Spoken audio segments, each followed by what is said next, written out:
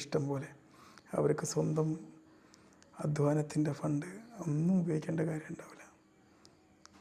ഒരു ഗൃഹനാഥൻ അവരുടെ ഭാരം എന്നാൽ ഒരിക്കലും പലരും സ്വപ്നങ്ങൾ പറയും. ഒരു ഗൃഹനാഥനോട് ഒരു വീട്ടിൽ എത്ര അംഗങ്ങളുണ്ട് അവർക്ക് സ്വപ്നങ്ങൾ പറയാനുണ്ടാവും, അവരുടെ ആഗ്രഹങ്ങൾ പറയാനുണ്ടാവും, അവരുടെ പല കാര്യങ്ങളും പറയാനുണ്ടാവും.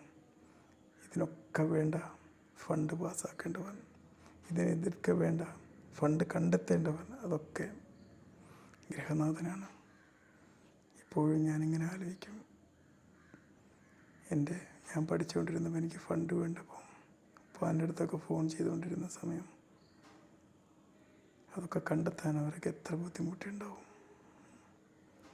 ഒരു വലിയൊരു മല ഒരു സൂചിമുന കൊണ്ടെടുക്കാൻ വേണ്ടി കൊടുക്കുന്ന ഒരവസ്ഥയാണ് ഗൃഹനാഥന്മാരുടെ അവസ്ഥ എന്ന് പറഞ്ഞാൽ. പലപ്പോഴും